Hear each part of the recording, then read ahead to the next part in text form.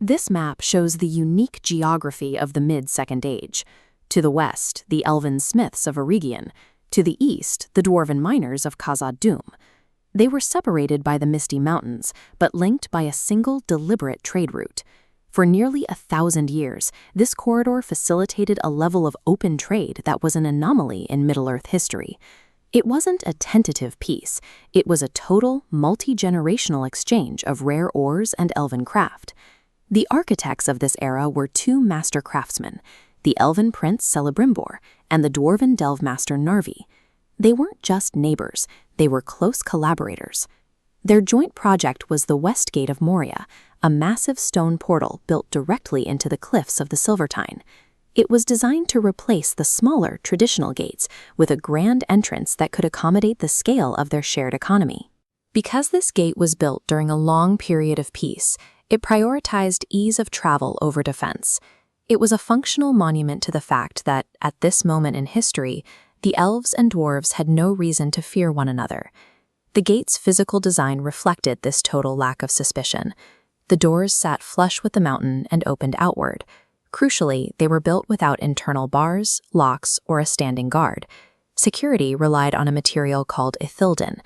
This was a refined alloy of mithril, the precious silver steel found only in these mountains, which was thinned and enchanted to remain invisible in the daylight. Only the light of the moon or stars could reveal the runes Celebrimbor had etched into Narvi's stone.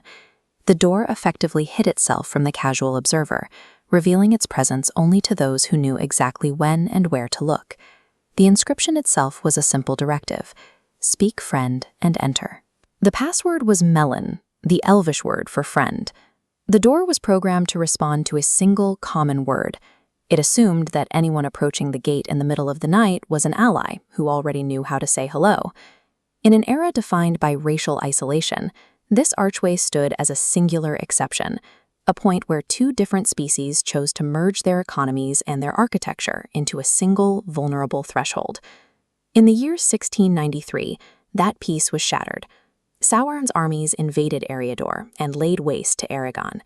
Celebrimbor was captured and killed, and the elven civilization that built the gate was effectively wiped out. The dwarves of Khazad-dûm, under King Durin III, launched a relief force but were eventually forced to retreat. To protect their own kingdom, they pulled the great doors shut and sealed them from the inside. The design Narvi and Celebrimbor intended as a bridge now functioned as a perfect wall. Because the doors opened outward and were flush with the cliff, there was no way for Sauron's forces to pull them open. The gate saved the dwarves, but it did so by becoming a permanent barricade. When those doors closed, the elven way between Eregion and Khazad-dûm ceased to exist. The cooperation that had defined the region for nearly 1,000 years was replaced by an impenetrable, silent wall of stone. By the time the Fellowship of the Ring arrived thousands of years later, the land was a graveyard. The thriving smithies of Eregion were gone, replaced by the unpopulated ruins of Holland. The local environment had rotted.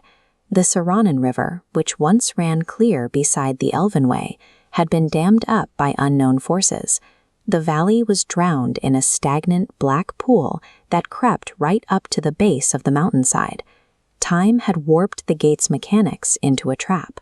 No one in the outside world remembered the password anymore, and the Ithildin runes were buried under a layer of grime and neglect.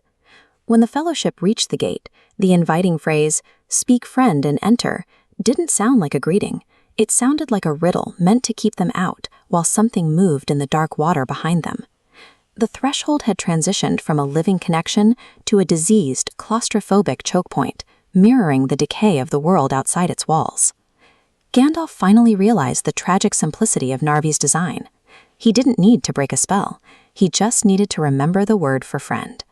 He spoke the word, and the door swung wide. But instead of the shining lamps of crystal that once lit the Dwarven city, the Fellowship was met with a pitch-black, silent abyss. Khazad-dûm had become Moria, the Black Pit. Before they could enter, the Watcher in the water attacked. A mass of luminous tentacles surged from the stagnant pool, seizing Frodo and attempting to drag him into the depths. The Fellowship was forced to retreat into the dark of the mountain. They escaped the creature, but they were now trapped in a kingdom that had long since become a tomb. The Watcher didn't just chase them, it grabbed the stone doors, slamming them shut. It uprooted the ancient holly trees. Trees and rock collapsed, burying the gate. The physical record of Narvi and Celebrembor's partnership was finally crushed under the weight of the mountain and the wreckage of the forest. The West-gate, the bridge that defined their era, was now just the sealed entrance to a grave.